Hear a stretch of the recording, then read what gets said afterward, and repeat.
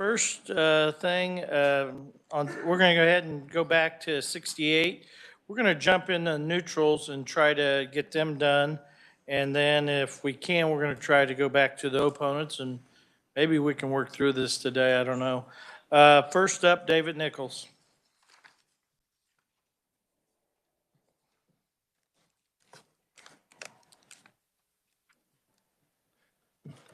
Good afternoon, Mr. Chairman, members of the committee. I'll be very brief. My name is David Nichols. I'm Consumer Counsel for the Citizens Utility Ratepayer Board, which represents residential and small commercial ratepayers before the Kansas Legislature and before the KCC. CURB is neutral on Senate Bill 68. CURB is mindful that Senate Bill 68 may affect the reliability of our electric transmission system and the transmission delivery rates that ratepayers pay. We listened intently to the competing testimony on this bill, and CURB is not in a position to weigh in on that testimony. As we stated in our testimony, we believe that it is incumbent upon the proponents of this bill to show how Senate Bill 68 will improve reliability and/or rates paid by electric consumers. We will not repeat our testimony that we filed concerning this bill. That said, CURB desires to emphasize the salient point that Senator Francisco made during the hearing on this bill.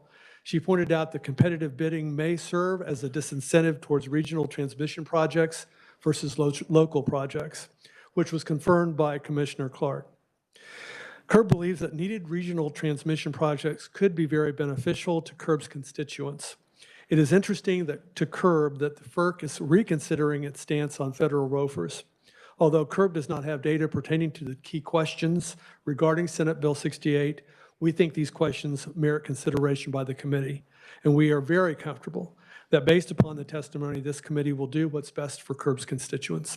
Thank you. We'll stand for questions at the proper time. We'll hold questions. I think Justin Grady, you want to move from written to oral. I think Kimberly Swati moved to written. Is that right? Okay. Go ahead. Good afternoon, Chair Olson, members of the committee. My name is Justin Grady. I'm Chief of Revenue Requirements, Cost of Service, and Finance and at the Kansas Corporation Commission. I work in the Utilities Division. My testimony is also pretty brief. I have written filed testimony that the committee should have. So the KCC staff came down neutral on this bill with regard to the continuation of competitive bidding for certain subsets of transmission development in Kansas. And the reason we're neutral is because we see sort of both pros and cons associated with the status quo. You know, the line that got quite a bit of discussion throughout this week, earlier this week, the Wolf Creek to Blackberry line, we did observe very significant cost savings associated with the projected cost of that line. There are significant concessions, cost concessions. There was cost caps, return on equity concessions, you know, specifics, most of the specifics of which are confidential, but it was a very robust set of cost containment and cost cap protections that existed for customers. Now, admittedly, the line hasn't been built yet.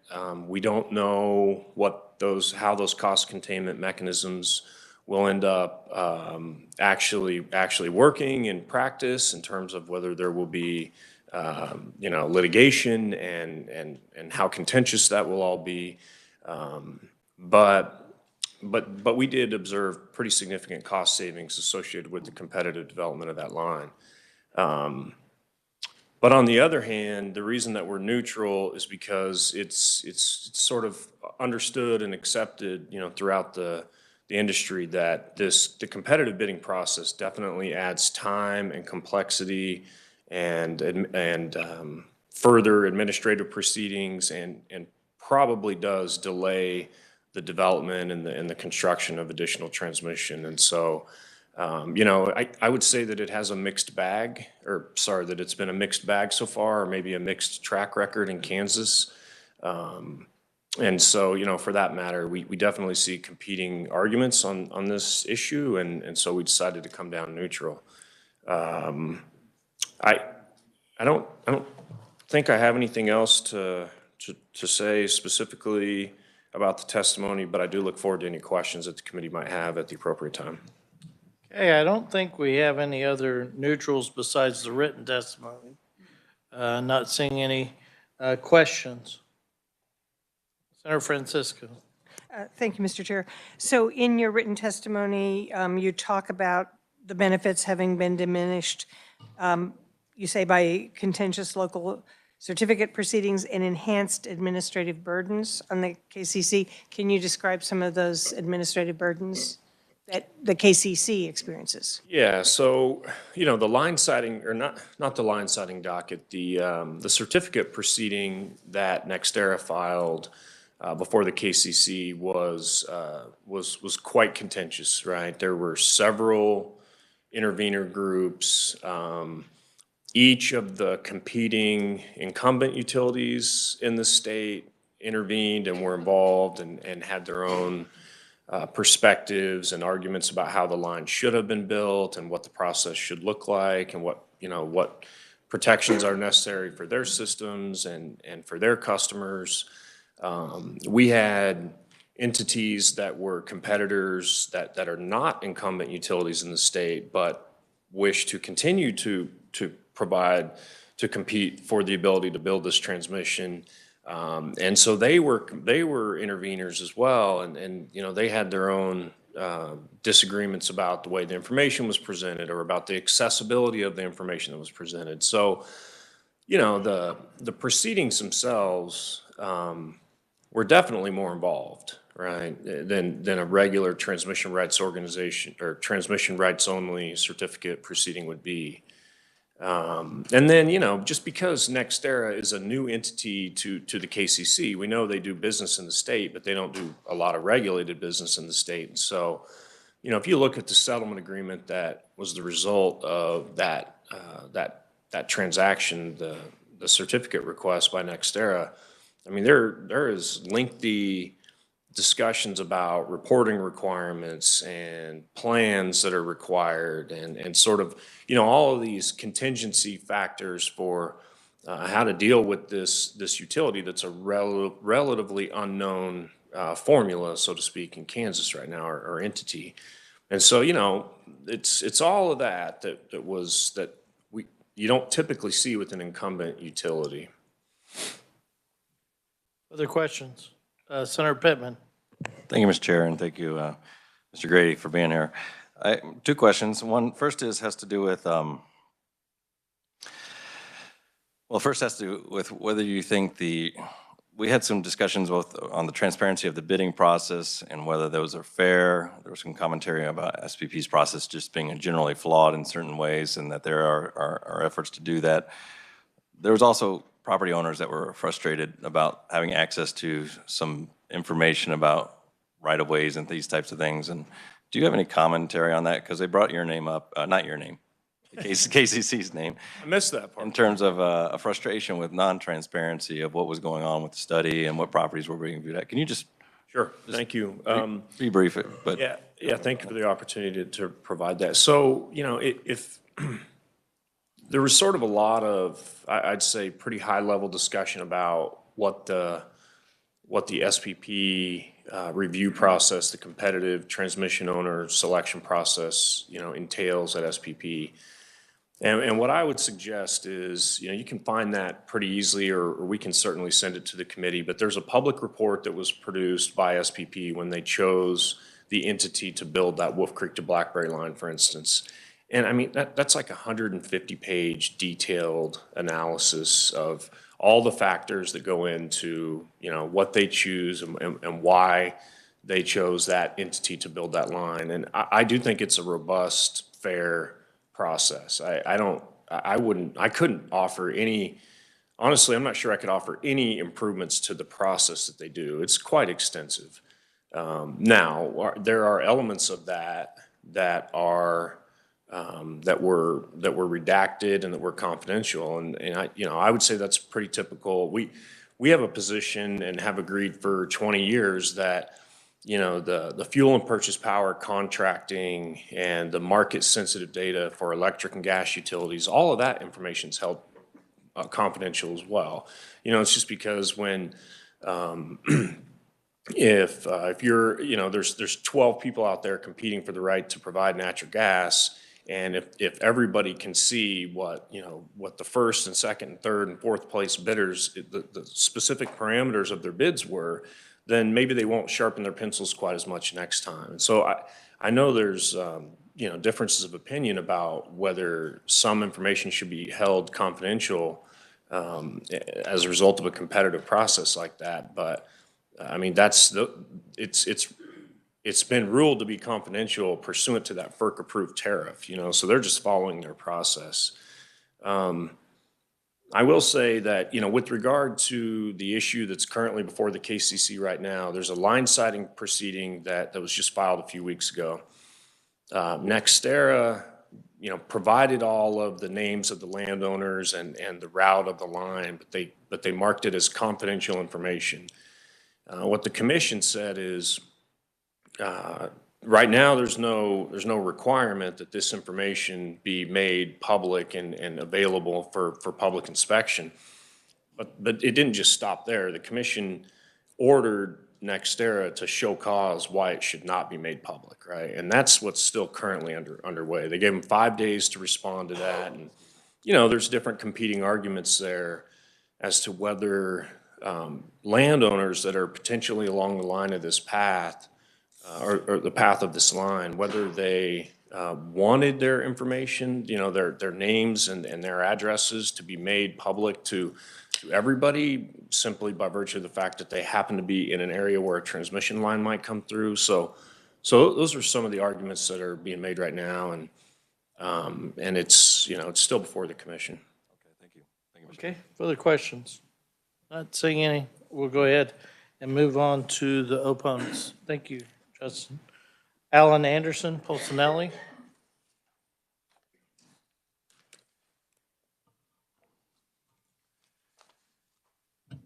So good afternoon. My name's Chairman Olson, Vice Chair Peterson, Ranking Member Francisco, and the committee members. My name's Alan Klaus Anderson. I'm the Vice Chair of the Energy Practice Group at Pulcinelli. I am also a adjunct professor at University of Kansas Law School for teaching renewable energy law. I do want to thank you for another opportunity to have more people come and speak on this bill and the time that's been given to this. It is an important one. And I think the first part I think everyone agrees about is a general principle. Competition is one of the core principles to a free market capitalist system. So from a general rule, that I think we all agree upon. If we are going to do something to take that away, I would think the burden would be pretty high in order to overcome that general principle. So we start there. In this case, as in others, competition breeds efficiency, effectiveness, and innovation.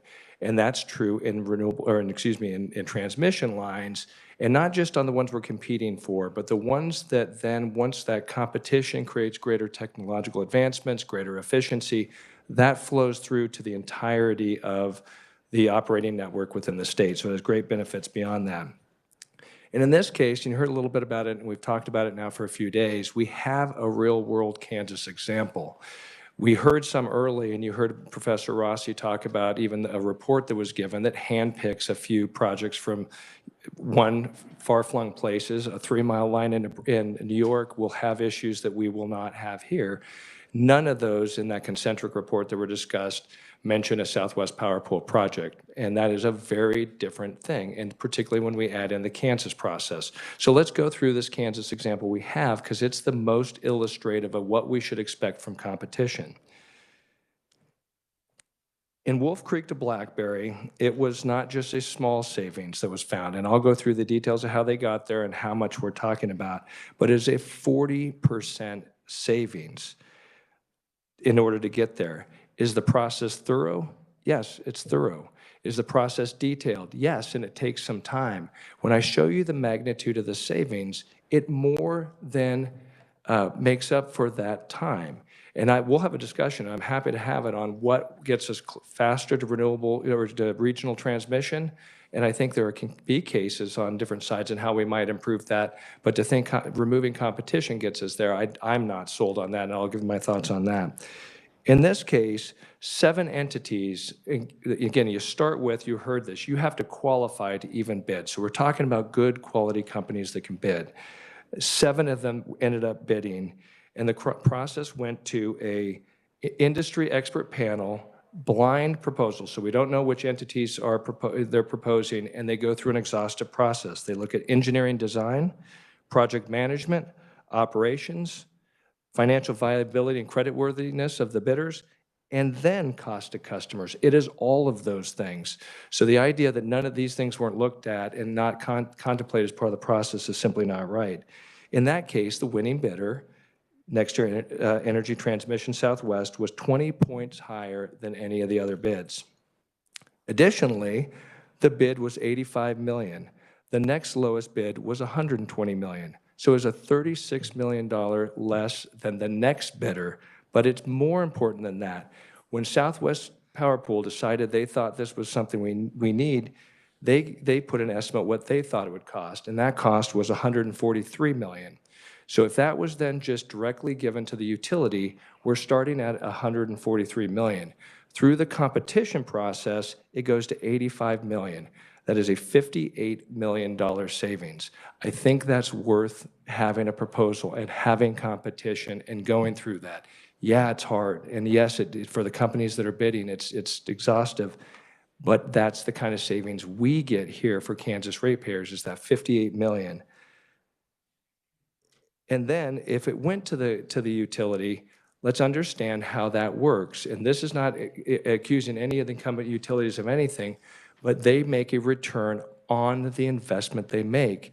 That is, in essence, innate within the proposal, a disincentive to lower the cost. Again, it's not to say any of our utilities do anything nefarious or don't try or that, but they have built into the system a disincentive to lower that cost.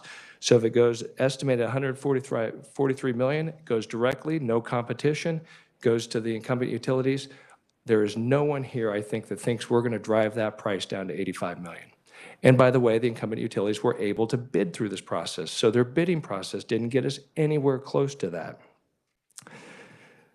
So the other part that goes here, and this is critical, and you heard that, and I'm even going to quote a little bit from the Kansas Corporation Commission. When you have a competitive bid process, you're able to have cost caps. You're able to have in-service dates that you can put on this, and you're able to have operational caps and things. So you can build all that into a proposal through the competitive bid, and in fact, those who are bidding on this will include that as part of their package so they can prevail. It's not this idea that they're going to bid low and build something poor and then somehow make it up and later. A competitive bid process will include all those different factors, including operation, that drive that cost down. Here's what the KCC said about cost caps in relation to this project. We can say that these various concessions, cost caps, and guarantees are very extensive and beyond what we have seen in any transmission formula rate filing at FERC containing traditional costs of service regulation. In this instance, it is obvious that competition for the right to own and operate this transmission line will benefit the consumer. This process worked all the way through it, and it was a much harder. If we gave that over to the incumbent utilities, none of those cost caps are required and aren't part of the process. Now let's get into the operational ability. We're told that, again, if only the Kansas incumbent utilities would be able to operate in Kansas.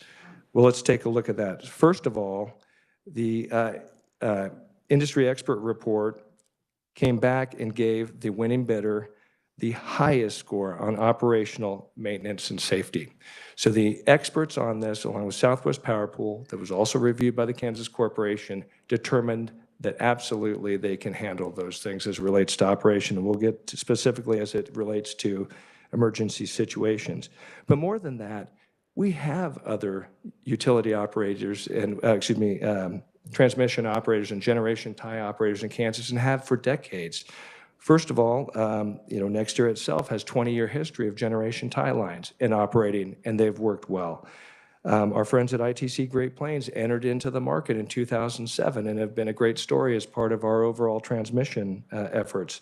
Grid Alliance entered and got a CCN in 2019. So this isn't the first time we have walked these roads before, and they have worked well, and people have been able to do it.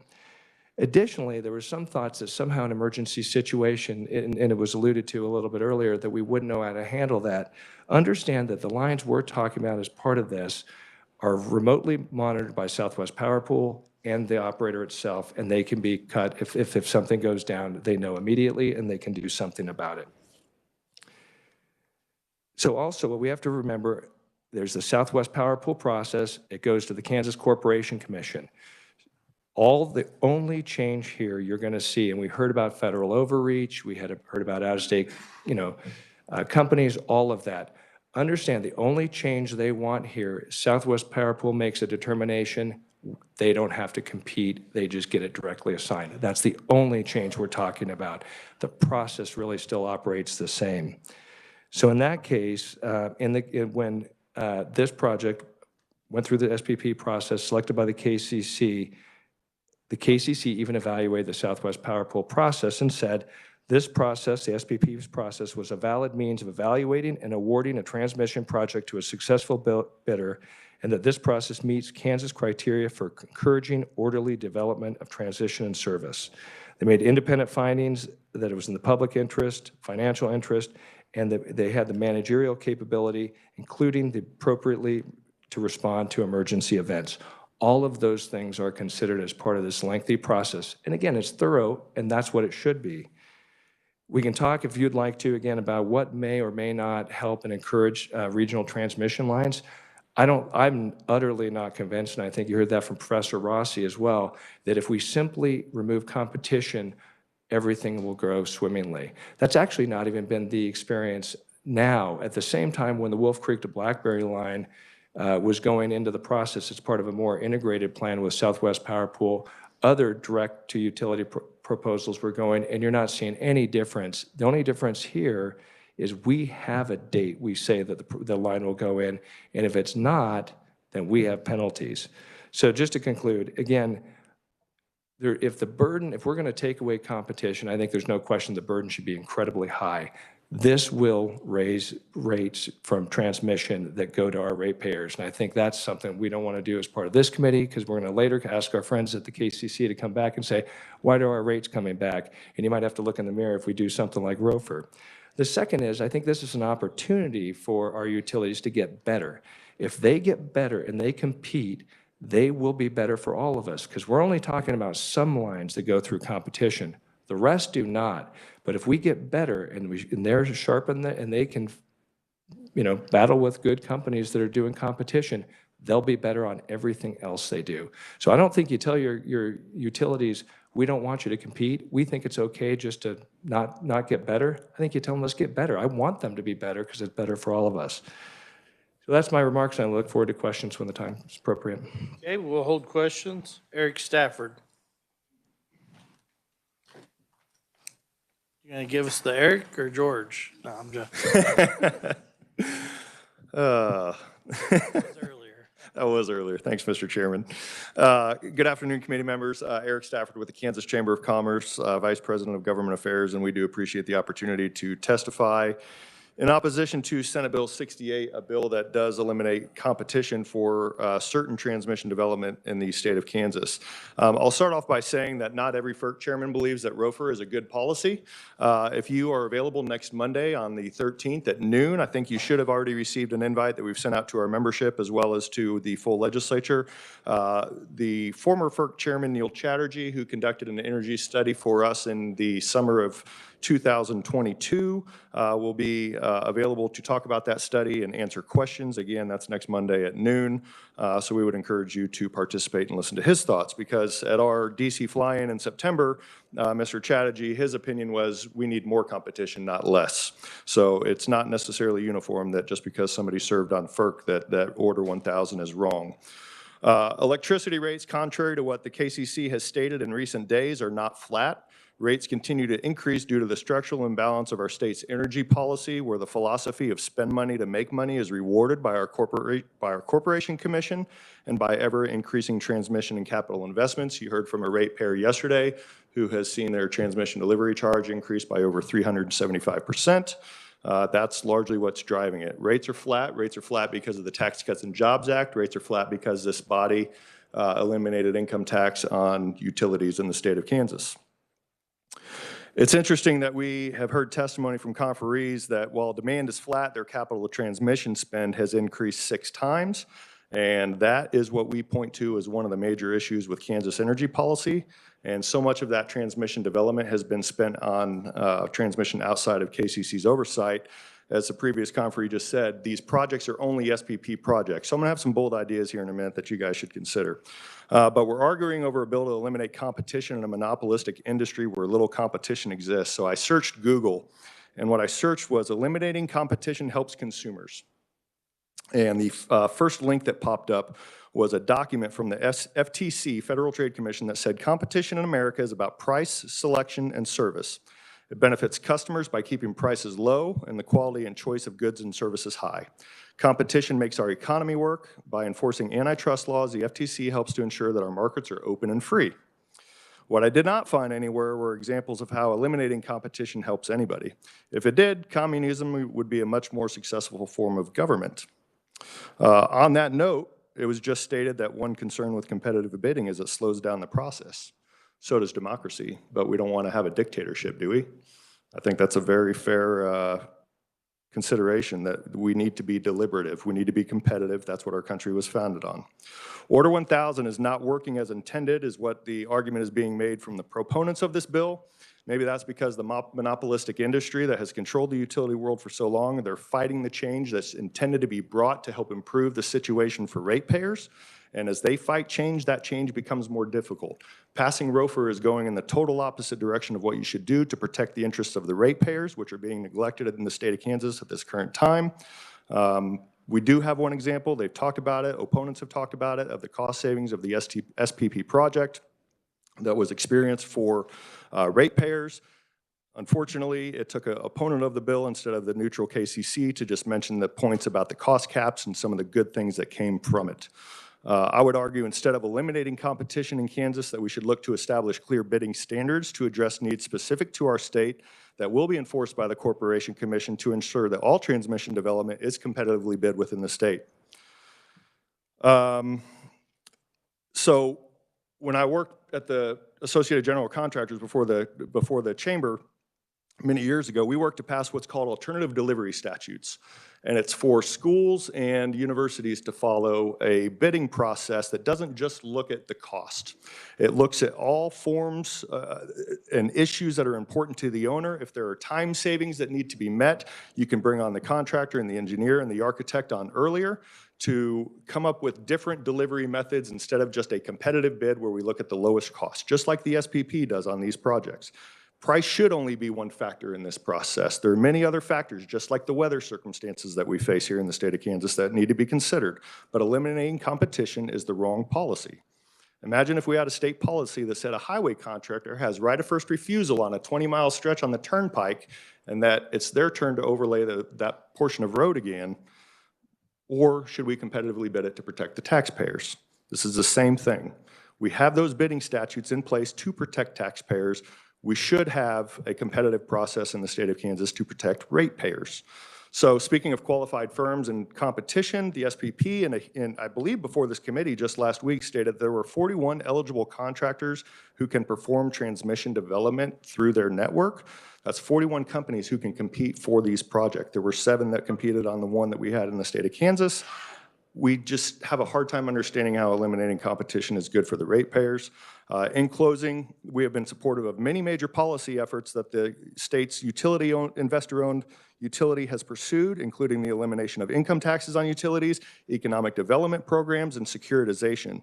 We fought for a compromise on Senate Bill 69 for the state to study or to issue a commission an energy study. And in those private meetings, as we negotiate differences, we watched as KCC representatives argued the policy. They are a regulatory body. They follow the policy that you implement, and they were arguing for policies on behalf of the utilities. They should not have an opinion on the policy. They should follow the policy. But they fought for the utilities, and we fought for the ratepayers in those meetings. So we've tried to be a partner with our state's utilities and to express concerns that we're hearing from our ratepayer members, but it seems every step of the way, those concerns are easily dismissed, brushed aside in the interest of shareholders over ratepayers. We would ask that you follow the policies that are best for ratepayers and help improve the energy costs in the state. I'm happy to answer any questions at the appropriate time, and thank you for allowing us to speak in opposition to Senate Bill 68. Jason Watkins? Is his, okay. I didn't see it. Thank you, Mr. Chairman. Jason Watkins appearing for the Wichita Regional Chamber of Commerce. Wichita Chamber has approximately 1,500 members. And in the fall of every year, we send out a survey to every single one of those member organizations. And those answers come back and they're used to form our legislative agenda. That agenda is first created by our Government Relations Committee, which has about 45 members. Then it goes to the exec committee and then to the entire board. It's a very large board. People ask me how you get on the Wichita Chamber Board, and I say apparently you just ask, because it is a big board. That is a good thing, though. I share that with you to share that our legislative agenda has a policy position of support policies and incentives that will improve the competitiveness of Kansas utility rates. And Mr. Chairman, there's been a lot of talk about competition and competitiveness during these 4 days of hearings, so I won't repeat that, but I would say we very much do echo the sentiment that competition is important. Really, really difficult to point to any product or service that has gotten better when government came in and eliminated competition. I can't think of one. I do often talk with my kids about how different telephones are today for them than it was for me. I just turned 50. My first good job was selling long distance for MCI. I talk to my kids about selling long distance for MCI and they say, "What is that?" And so, well, it used to be if you were going to call more than next town over, you had to pay an extra fee to do that. It doesn't really happen today. Your cell phone calls everywhere and you've got set fee and the phones work. And, you know, that is an example of an area that consumers use where we actually increased competition that got better. It got better and it got cheaper. Speaking of competition, I want to talk, though, today about competition, but in a little bit different way. And some of you that are especially on the tax committee have heard me talk about this before. But representing the Wichita Chamber, of those 1,500 businesses that are members of ours, an awful lot of them are manufacturers. That's a large part of our South Central Kansas economy is manufacturing. Competition is important to them. It's so important to them, as a matter of fact, that a lot of those South Central Kansas manufacturers aren't just in Kansas. They're in Oklahoma. They're in South Carolina. Some of them have operations in other parts of the world. And as you get to know these operations, one thing that I have always found really interesting is they embrace competition so much that they compete within their own firms. We have a company called OxyChem. They make chemicals, as their name would suggest. They're the largest, at least at this point, they're the largest electricity user in the state of Kansas. When a company comes along that wants OxyChem to make a product for them, their corporate office sends it out to all the OxyChem plants and says, bid for it. And whoever has the lowest price of their plants gets that product. Electricity rates are a huge cost of doing business for that company. It's also a huge cost of doing business for a lot of our manufacturers. So from the Wichita Chamber standpoint, it's critical to us that this legislature continue to work on policies that reduce rates and make us more competitive. Just like we're concerned about taxes, just like we're concerned about regulation, the cost of power is a cost of doing business. And that cost impacts the competitive level that Kansas stands when it's trying to keep employers, have employers expand, or have employers locate to the state of Kansas. I want to make one final point.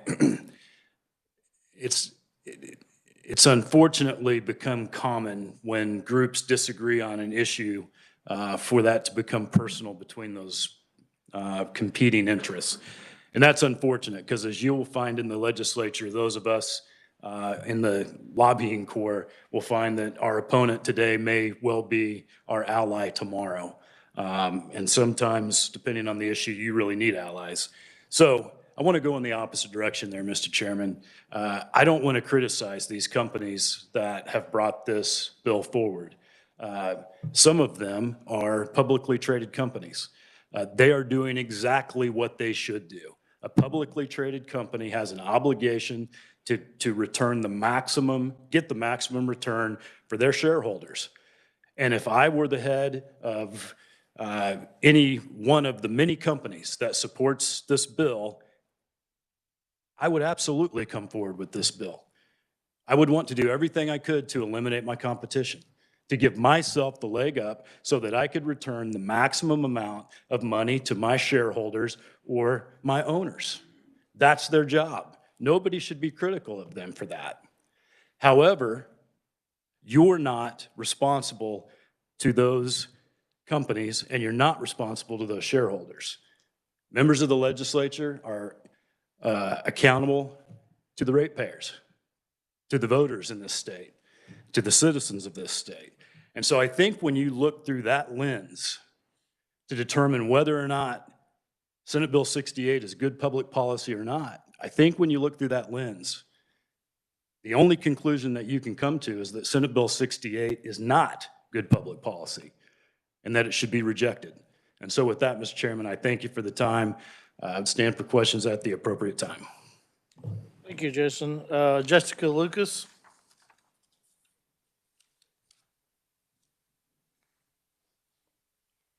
Well, with that great testimony from my colleague, I don't know what else I need to say, but Jessica Lucas here today for Dorothy Barnett, the Climate and Energy Project and Clean Energy Business Council. Happy to talk to you about why we're opposing this bill because of the beliefs and making sure that we have built out our grid to be able to add renewables to it. The deployment of renewables is incredibly important, and certainly keeping the cost down is key to that, and this bill will only drive up the cost. I do think this is somewhat dumbfounding for members of the Clean Energy Business Council because they are competing every day. They're competing on projects that are as small as 7 kilowatt home solar installations and multi-megawatt projects as well. And so the idea that we would enter into an agreement that some folks in the utility industry would not have to compete flies in the face of the work that they do every day. Some of you may remember a few years ago, there was a lot of discomfort in this building over the announcement that came.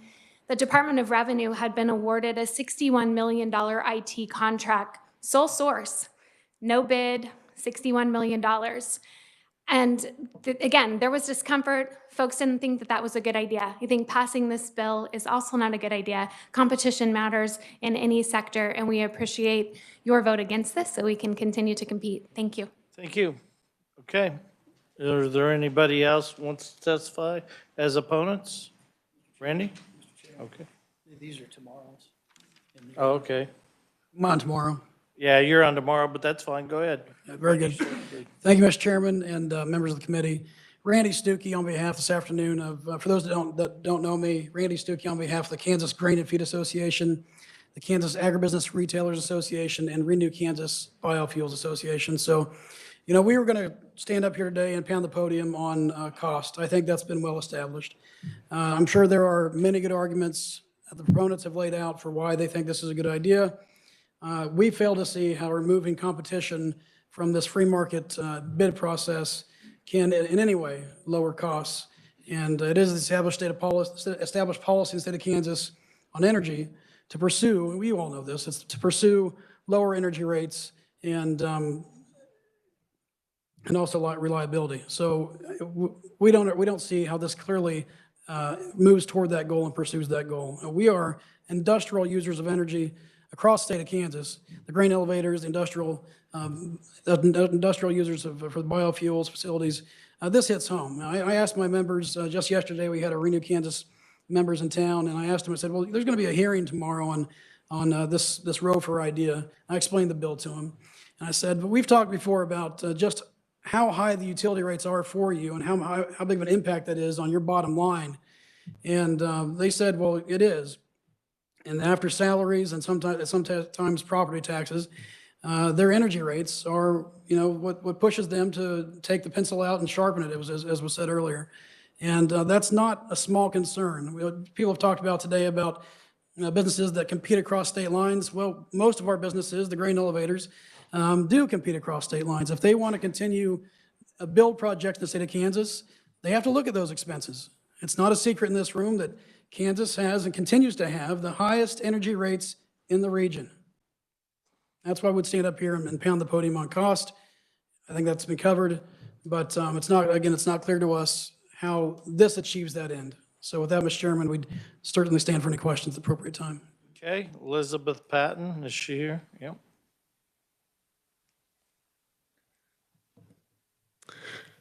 All right, Chairman Olson and members of the committee, my name is Elizabeth Patton, State Director for Americans for Prosperity. Thank you for the opportunity to testify today in opposition to Senate Bill 68. I will try to keep this short and not be redundant with some of the other conferees. There have been a lot of good points made. But I've been listening to these hearings over the last several days, just like you all have, and obviously we know that the issues surrounding energy policy can get pretty complicated. But the one thing that is uncomplicated is that Kansas still ranks 34th in the nation as one of the most expensive places for electricity in particular. Our gas prices are comparably low, but that makes little sense unless you really heard what we heard earlier in the week about the already pretty monopolistic, exhaustive, and overregulated process that exists. We also heard proponents at the beginning of this week infer that the process perhaps was in fact so complicated and highly regulated that no other business outside the state of Kansas could possibly understand the ins and outs of our bidding process. And however, we then heard businesses yesterday asking, wanting to invest in our state, willing to jump through these hoops to create jobs and competition that of course will lead to much lower rates if we allow a complete rather than if we allow a complete and full monopoly to thrive. As we have heard before from other conferees, competitive bidding reduces the cost of project bids by between 20 and 30% on average, and sometimes even more. And Site Selection Magazine recently described a study that talked about finding affordable energy is one of the most important factors when identifying and choosing the right site when a company is expanding or relocating. And of course, that translates to Kansas families. And what I wanted to show you all right here is these pages of names that I've brought here with me today in my folder. And there are many of Kansans who have signed our petition opposing ROFR because this issue resonates deeply with the citizens of Kansas. As everything continues to increase costs, it is incumbent upon this legislature to do everything in its power to not let a policy move forward that would almost certainly increase costs for them even more. That would be the irresponsible thing to do. We already have tens of thousands of Kansans living in energy poverty, which means that more than 30% of their income goes to electric rates and costs. And so I would ask you to not consider moving this bill forward. It is bad policy and most certainly not the way out of our electric rate crisis in this state. I would be happy to stand for questions at the appropriate time. Thank you. Okay, we'll hold questions. I believe we only have one more. Josiah Neely, is he on virtual? Okay, go ahead. Yes, thank you. Good afternoon, members of the committee, Mr. Chairman. Thank you for having me, for letting me testify remotely. If we can do it quick, then we can get to some questions. So go ahead. Absolutely. Yeah, I will be very brief. I'm Josiah Neely. I'm a senior fellow with the R Street Institute. We're a nonprofit, nonpartisan think tank organization. This is not, I agree with the last speaker, electricity policy can be complicated. This bill is not complicated. All that it does is it takes a currently existing competitive process and eliminates it. That will increase costs. Research shows that. I think it's also common sense that when you eliminate competition, you are eliminating a pressure and incentive for cost reduction. One thing I did want to stress is the litigation risk that's involved with this legislation. As you may know, laws like this have been challenged in other parts of the country for being unconstitutional, for being discriminatory based on in-state versus out-of-state businesses. Some of those laws have been upheld at various levels. More recently, though, the Fifth Circuit just recently issued what I would describe as a blistering opinion about a Texas ROFR law, saying that it was anti-competitive and likely unconstitutional. So I do think that is cause for hesitation and concern about possible delays and other litigation risks. So I will wrap up there. In the interest of time, I'm happy to answer any questions. And thank you again for allowing me to speak to you today. Thank you, Josh. Questions? Wow. Do we have any questions? Okay, well, we don't have any questions today. Okay, we are done. We'll close the hearing on Senate Bill 68. We won't have to meet tomorrow, so that's the good thing. We can all stay home. We can stay in the Rules and Regs Committee. Huh? Oh. We'll go ahead, and I think what we're gonna do, we do have a bill to work, but we're gonna work it next week. So we'll just close this hearing and we'll adjourn. So we're adjourned. Thank you.